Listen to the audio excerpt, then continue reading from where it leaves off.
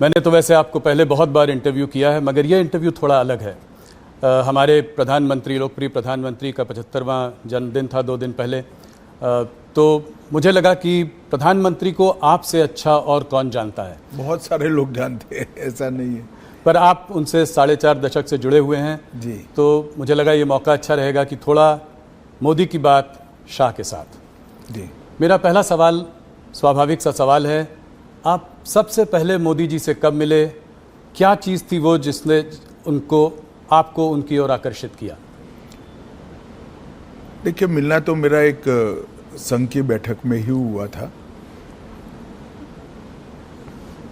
संघ के एक वरिष्ठ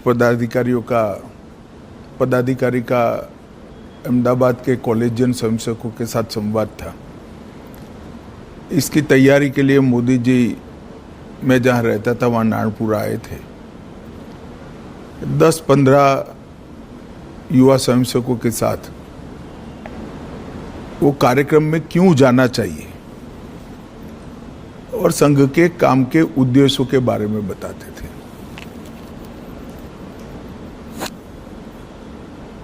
एक बिल्कुल अलग प्रकार से संघ के काम को मैंने उनसे सुना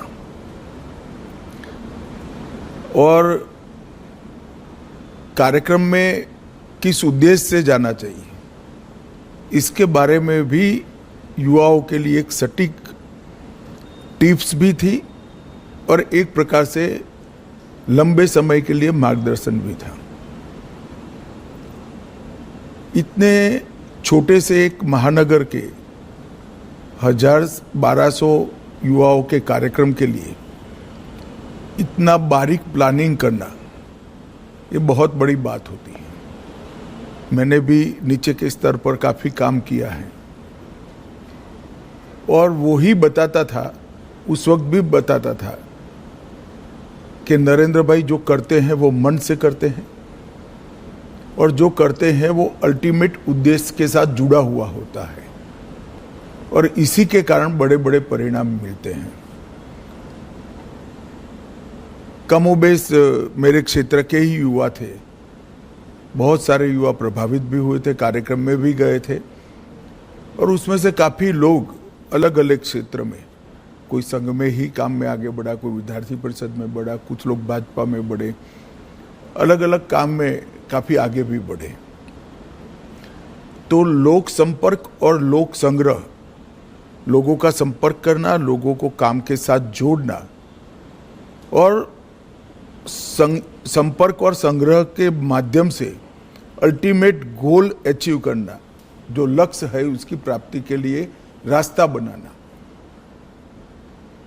ये उस वक्त हम सब युवाओं के मन पर बहुत गहरी असर छोड़ गया और आगे चलकर इसके कई सारे उदाहरण उनके जीवन से इसी प्रकार के मिलते रहे, जिन्होंने आज दुनिया के सामने जो नरेंद्र मोदी जी है उसको बनाया।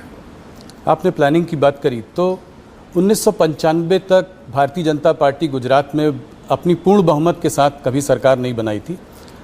उसके बाद लगातार आप लोग 7 चुनाव जीतते रहे। इसमें मोदी जी का क्या रोल रहा? इसमें प्लानिंग और उसको आप किस तरीके से देखते? भारतीय जनता पार्टी गुजरात में तीसरे नंबर पर थी।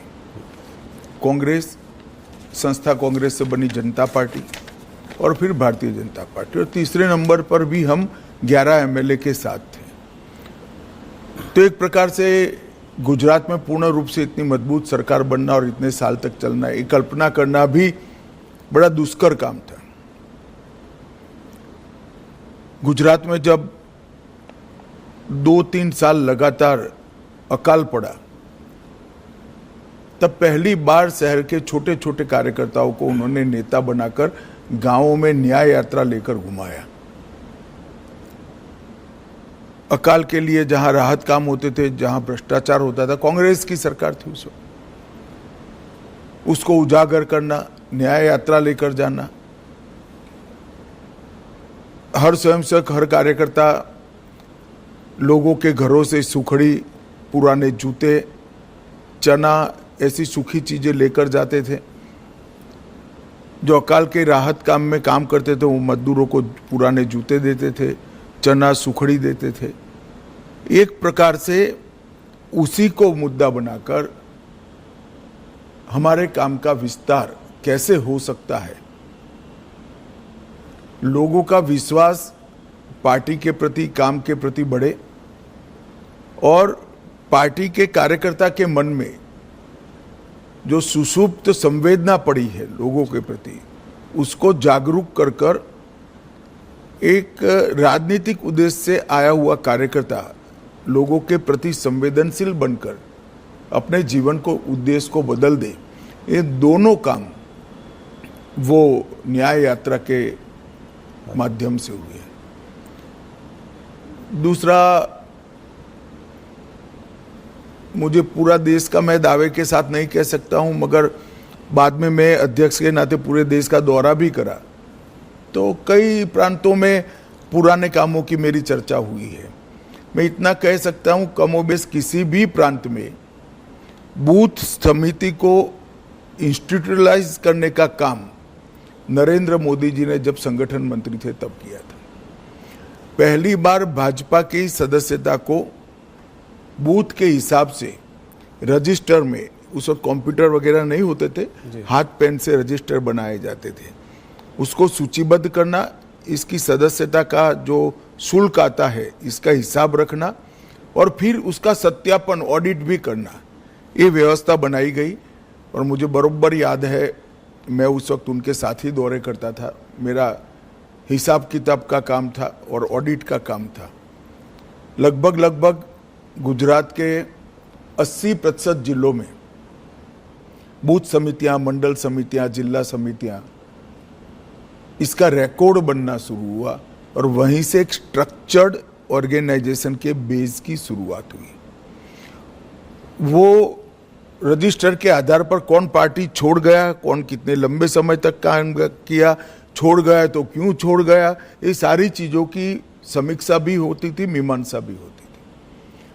और उसके कारण गुजरात में हम सब जो युवा उस वक्त नए आए थे, वो सभी को संगठन का काम करने का स्ट्रक्चर, तरीका क्या हो सकता है, एक भी भाषण के बगैर जो इस काम से जुड़े थे वो सब लोग समझ गए। तो आंदोलनों से पार्टी को खड़ा करना और आंदोलनों से बड़े हुए जनाधार को पार्टी के स्ट्रक्चर के ढांचे में ढाल देना, ये दोनों काम नरेंद्र मोदी जी जब संगठन का काम करते थे तब हुए और इसके कारण गुजरात प्रदेश भाजपा की एक मजबूत नींव पड़ गई। स्वाभाविक सी बात है, जब विजन भी बड़ा है, एग्जीक्यूशन भी इतना बढ़िया है, तो टफ टास्क मास्टर भी रहे होंगे। तो कोई कुछ किस्सा सुनाइए जहाँ पे। ऐसे तो ढेर सारे किस्से आपको सब जगह मिल जाएंगे जी। मोदी जी हिसाब किताब कठोरता से लेते हैं, इसके कारण बहुत नाराजगी भी है। सरकार में मुख्यमंत्री बने तब भी, प्रधानमंत्री बने तब भी और संगठन का काम करते थे तब भी, मगर कभी भी व्यक्तिगत द्वेष के कारण किसी कार्यकर्ता को डांट डपूट लगाना या सार्वजनिक रूप से उसको अपमानित करना, ऐसा मैंने नहीं देखा। डांटने का या टोकने का जो भी कारण था उसमें सूचिता थी, उसमें शिस्त थी और उसमें सिद्धांत था। सूचिता, शिस्त और सिद्धांत, तीनों चीज़ों के लिए ही कठोरता मैंने देखी है। मगर हाँ, एक प्रकार से अगर ब्रॉड एनालिसिस करना चाहेंगे तो कह सकते हैं वो बहुत टफ टास्क मास्टर है। आप कह रहे हैं आपने सबसे ज़्यादा उनके संग काम किया है, थोड़ा सा बताएं उनके आरएसएस का प्रभाव उनके ऊपर।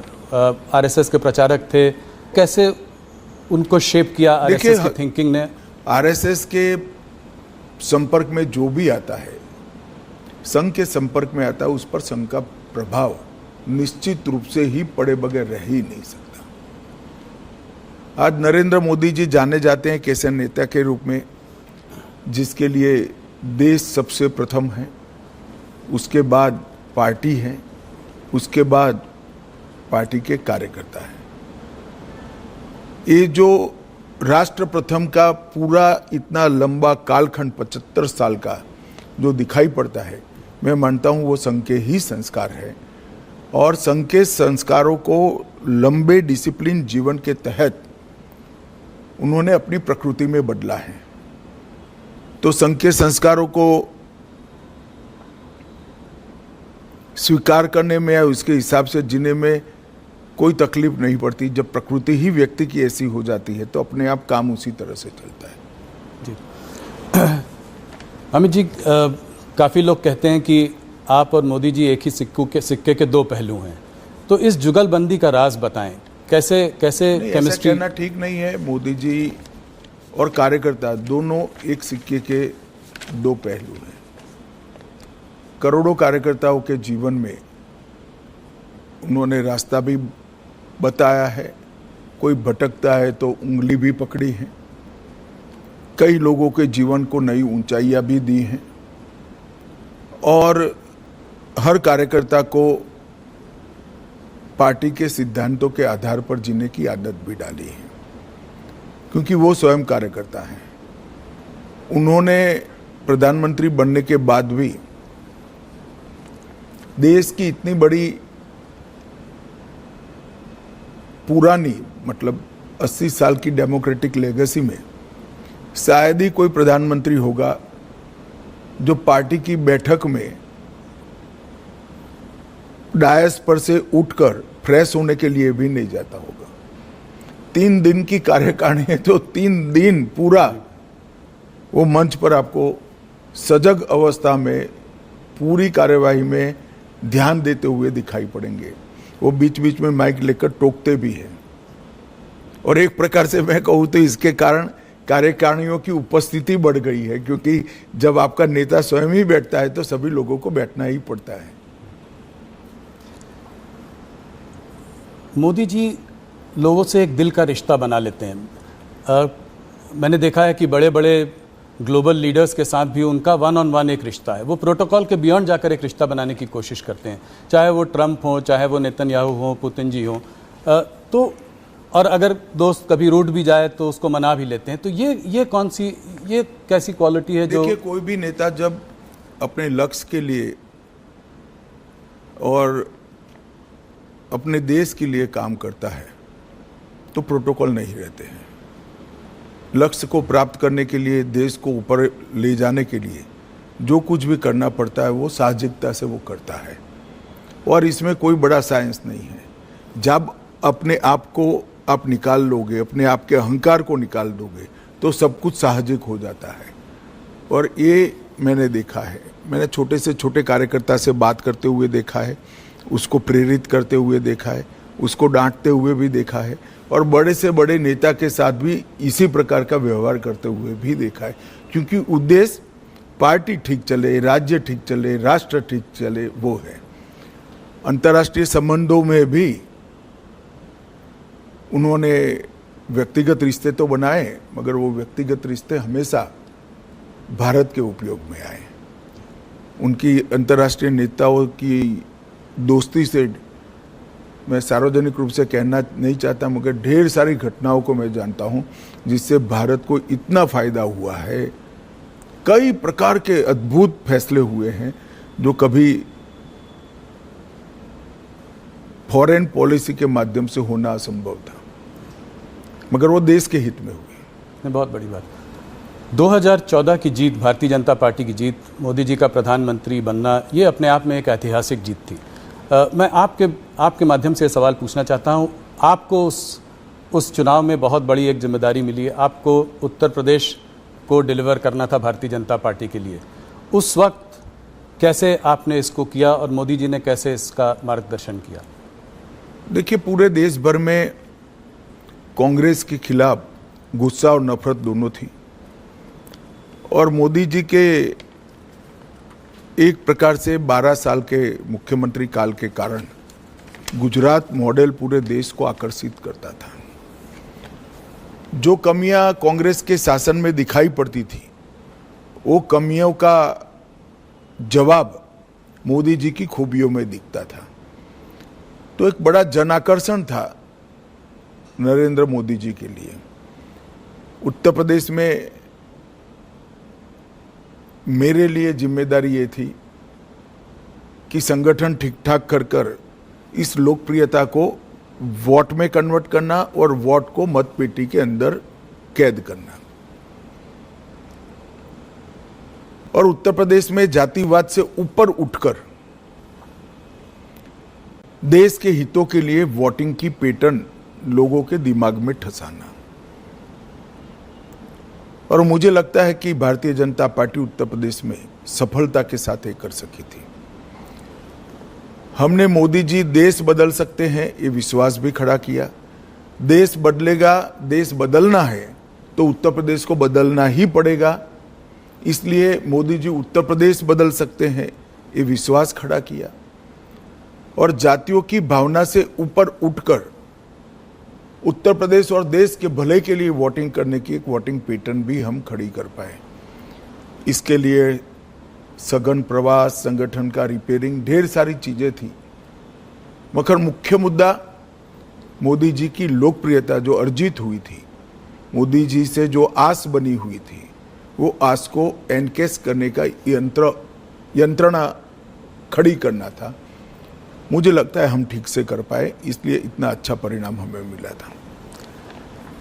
जहां एक तरफ मोदी जी इतने लोकप्रिय नेता हैं, ग्लोबल लीडर्स के संग भी उनका इतना अच्छा तालमेल है, ऑपोजिशन लीडर्स जैसे कि राहुल गांधी, ममता बनर्जी, ये लोग उनको तमाम तरीके से गाली देते रहते हैं, जलील करते रहते हैं, तो इसको आप कैसे देखते हैं? कोई उनको मौत का सौदागर बुलाता है, कोई। देखिए, एक दुर्भाग्यपूर्ण चीज है कि राजनीति सिद्धांतों की जगह व्यक्तिगत बातों पर ले जाने का प्रयास हुआ है। और राजनीति में जिस प्रकार की भाषा का प्रयोग होता है, मैं नहीं मानता वो हमारी डेमोक्रेटिक व्यवस्था को पुष्ट करेगी। लोकतांत्रिक व्यवस्था में स्तर विहीन राजनीति एक दीमक के समान होती है जो लोकतांत्रिक व्यवस्था की जड़ों को खा जाती है। और मैं तो आपके कार्यक्रम के माध्यम से देश की जनता को यही अपील करना चाहता हूं कि ऐसी भाषा का जो प्रयोग करते हैं, इस प्रकार की राजनीति को जो बल देते हैं, ऐसे लोगों ने जनता ने दंड देना चाहिए। किसी भी व्यक्ति का भ्रष्ट आचरण हो तो वो उसकी व्यक्तिगत बात नहीं बनती है, सार्वजनिक होती है। उसके भ्रष्टाचार को उजागर करना वो विपक्ष का जिम्मेदारी भी है,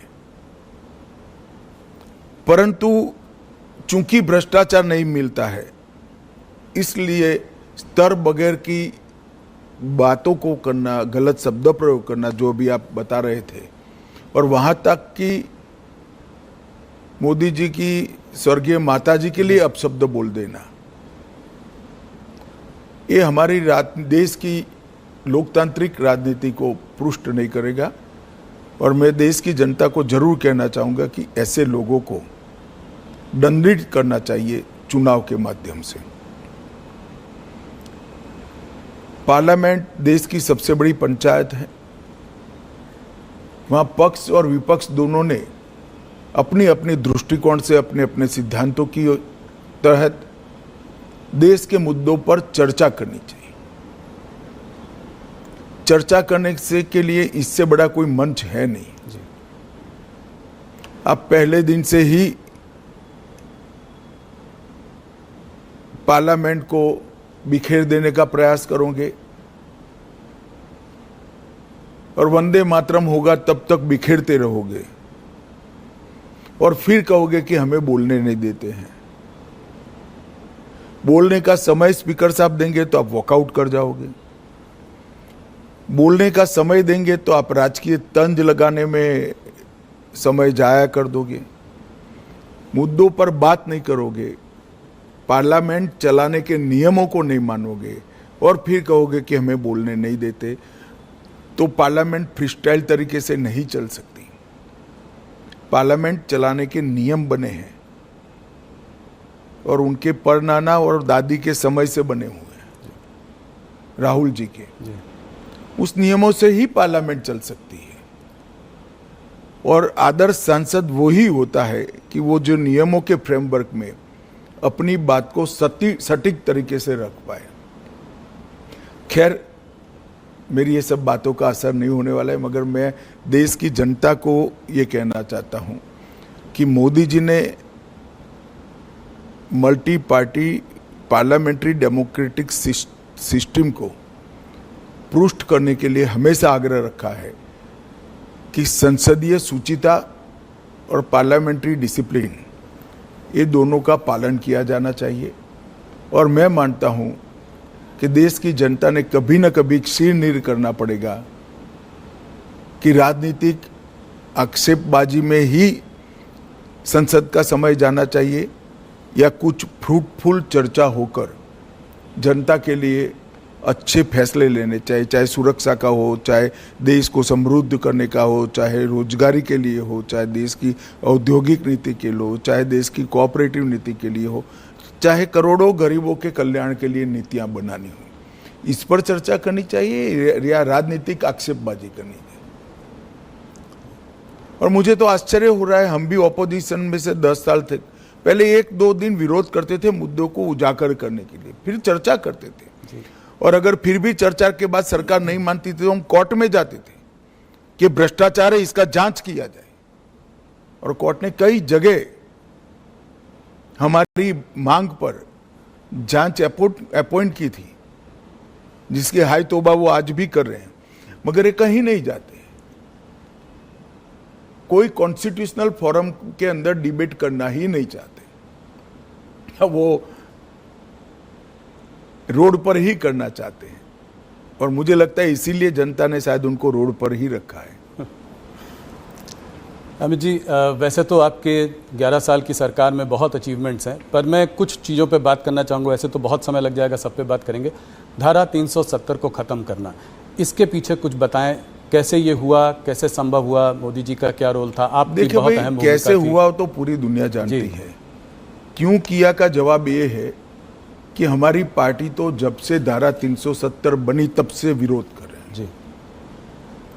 भारतीय जनसंघ के पहले अध्यक्ष श्यामा प्रसाद मुखर्जी का जीवन ही धारा 370 समाप्त करने के लिए, मगर आज तक न भाजपा के साथ पर्याप्त बहुमत था, न दृढ़ इच्छा शक्ति से निर्णय हुआ था। मोदी जी जब दूसरी बार 2/3 बहुमत के साथ प्रधानमंत्री बने,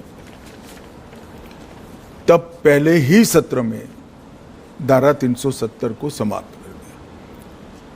और मैं मानता हूं मोदी सरकार के 11 साल में देश को सुरक्षित करने के लिए, आतंकवाद को कंट्रोल करने के लिए और दुनिया भर में कश्मीर हमारा है ये संदेश भेजने के लिए नरेंद्र मोदी जी का ये कदम बहुत महत्वपूर्ण है। और कई सदियों तक देश की जनता इसको याद करेगी। और भी तमाम रिफॉर्म्स हुए हैं, मगर थोड़ा सा मैं बात करना चाह रहा था इकोनॉमिक रिफॉर्म्स जो हुए हैं मोदी जी के अंडर। अभी हाल फिलहाल में जीएसटी का रैशनलाइजेशन हुआ है, बहुत बड़ा रिफॉर्म है। इनकम टैक्स को रेट्स को में कमी आई है पिछले बजट में, बहुत बड़ा रिफॉर्म है। कॉर्पोरेट रेट टैक्स कट किया। तो इन रिफॉर्म्स के पीछे क्या विजन था, क्या थिंकिंग थी मोदी जी की? देखिए, आप जीएसटी के अभी हुए सुधार के बारे में मैं बाद में बात करूंगा। जीएसटी की चर्चा कांग्रेस की सरकार थी तब से होती थी। श्री चिदम्बरम वित्त मंत्री थे तब भी हुई, श्री प्रणब मुखर्जी वित्त मंत्री थे तब भी हुई। कई बार कांग्रेस से गुमराह कर रही है कि ये तो हमारा आइडिया है। ठीक है भाई, आपका आइडिया है तो इंप्लीमेंट क्यों नहीं हुआ? राज्य विरोध करते थे। राज्य विरोध किस चीज का करते थे? राज्य विरोध जिस चीज का करते थे वो चीज देश की जनता को समझनी चाहिए। सभी को मालूम था कि जीएसटी आने से राज्यों के रिसोर्सेस में एक प्रकार का रिजार्व होगा, कमी आएगी। वो कमी की भरपाई के लिए उस वक्त राज्य केंद्र से गारंटी मांगते थे, जो कांग्रेस ने नहीं दी, राज्यों ने सहमति नहीं दी और जीएसटी के रिफॉर्म नहीं हुए। नरेंद्र मोदी जी प्रधानमंत्री बने, उन्होंने ये गारंटी दे दी, राज्यों की ग्रोथ रेट से लगभग डबल ग्रोथ रेट टैक्स की होगी। इस प्रकार का संवैधानिक वादा किया और पूरा भी किया। सभी राज्यों को इस नवंबर तक पैसा जाएगा। जी। तो राज्यों की सहमति इसलिए बनी क्योंकि केंद्र सरकार ने एक वादा किया और वो वादा पूरा भी किया। और जीएसटी के कारण 16 प्रकार के बिक्री से जुड़े सभी करों का, ऑक्ट्रॉय से लेकर बाकी सारी चीजों पे, एक्साइज, सेल्स टैक्स, कई छोटे मोटे मनोरंजन कर था, ये सभी का एकीकृत खाका बना। पूरे देश भर की एक इलेक्ट्रॉनिक बिक्री कर प्रणाली बनी, ई-वे बिल बने। और जीएसटी के इतने सालों की यात्रा में 200 से ज्यादा छोटे मोटे बदलाव कर कर उसको टोकाभिमुख भी बनाया और टीथिंग प्रॉब्लम समाप्त भी की। ये करते करते करते देश की इनकम भी बढ़ी,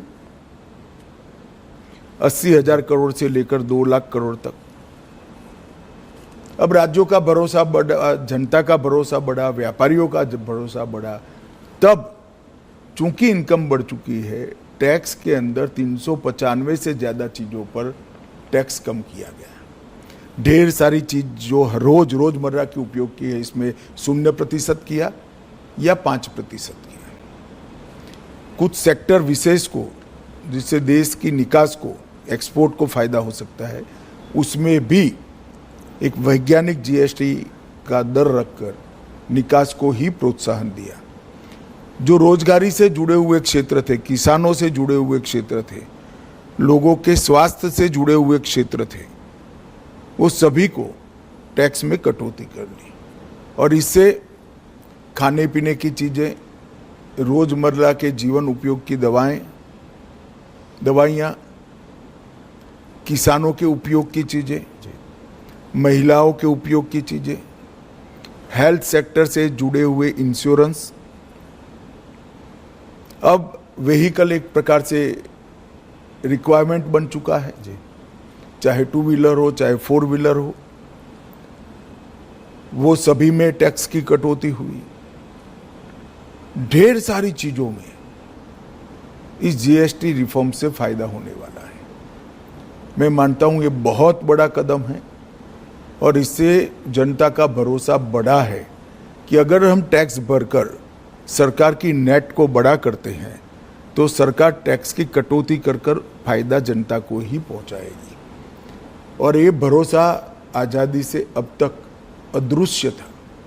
पहली बार वो दिखाई पड़ता है कि कोई भी सरकार अपने बढ़े हुए टैक्स को ये कहकर प्रोत्साहित करेगी कि भाई आप टैक्स भर रहे हो तो अब हम टैक्स कम करेंगे, तो ज्यादा से ज्यादा लोग टैक्स के नेट में भी आएंगे। मुझे विश्वास है इनकम भी कम नहीं होगी, इन्वेस्टमेंट बढ़ेगा, इन्वेस्टमेंट बढ़ेगा, बाजार में एक प्रकार से तेजी भी आएगी और लोगों को सस्ता भी मिलेगा और यहाँ उत्पादन की गतिविधियां भी बढ़ेगी और देश की निकास भी बढ़ेगी। एक तो मल्टी डायमेंशनल,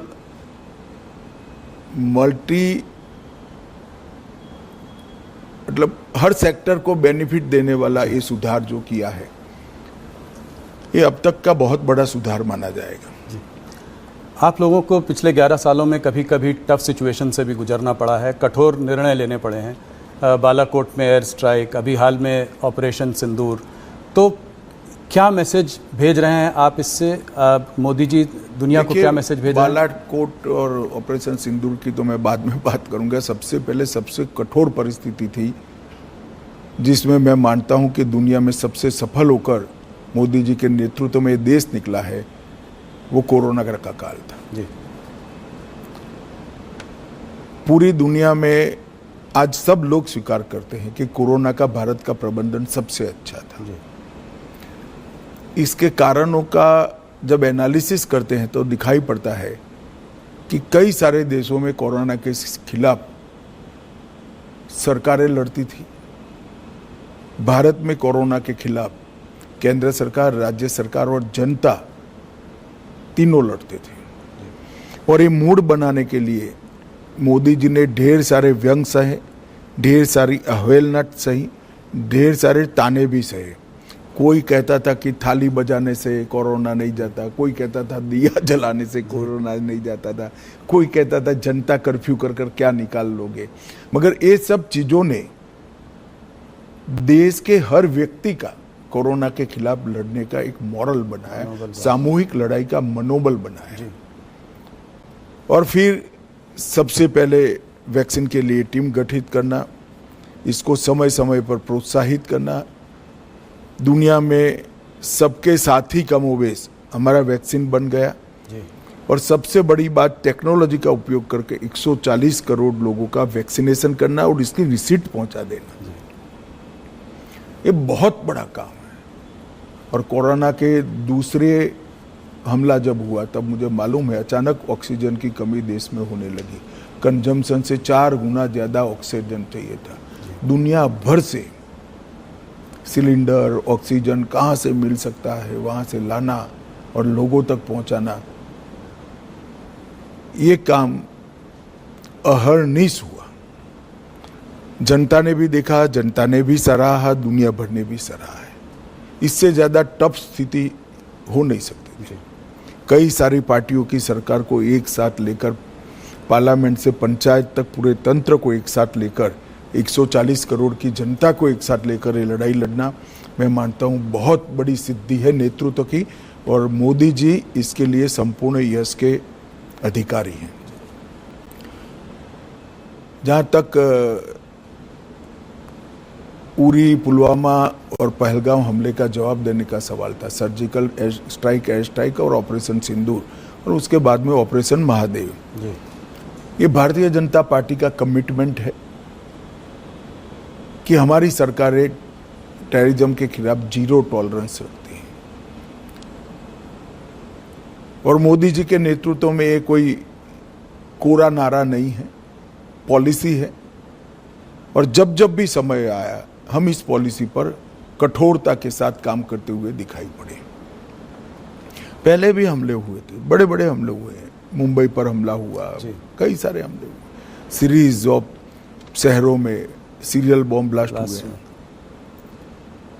मगर कभी भी जवाब नहीं दिया गया। हमने बड़ा युद्ध कर कर देश के विकास को रोका भी नहीं है, मगर हर बार कठोर जवाब देकर एक संदेश दे दिया है कि भारत की सीमा और भारत की सेना और भारत की जनता के साथ खिलवाड़ नहीं करते, वरना दंड भुगतना पड़ता है।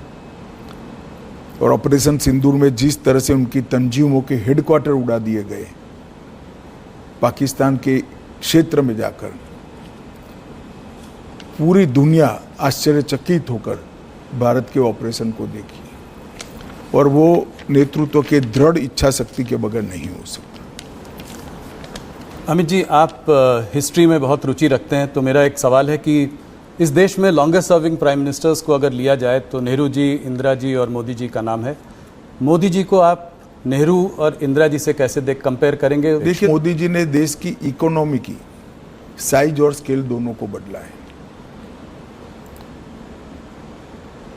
गरीबी हटाओ के पॉलिटिकल नारेज को जमीन में तब्दील किया है, जमीन पर तब्दील किया है। 25 करोड़ लोग इस देश के गरीबी रेखा से बाहर आ जाए, वो बहुत बड़ी बात है। 60 करोड़ लोगों के जीवन में घर देना, शौचालय देना, घर में गैस का सिलेंडर देना, घर में बिजली देना, 5 किलो अनाज प्रति व्यक्ति प्रति माह मुफ्त देना, 5 लाख तक का इलाज करा कर देना, घर में शुद्ध पीने का पानी पहुंचाना।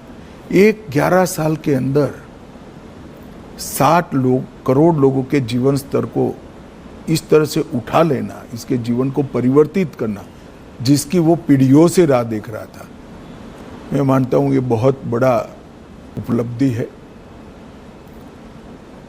देश की सेनाओं को आधुनिक करना, देश को सुरक्षित बनाना, मेक इन इंडिया का स्वप्न साकार करना और देश के अर्थतंत्र को 11वें नंबर से 4थे नंबर पर पहुंचा देना और 2047 में महान भारत की रचना का संकल्प सिर्फ नेतृत्व का नहीं, 140 करोड़ लोगों का विश्वास जगाना कि 2047 में भारत महान होगा, दुनिया में सर्वोच्च स्थान पर होना, ये अपने आप में बहुत बड़े अचीवमेंट है।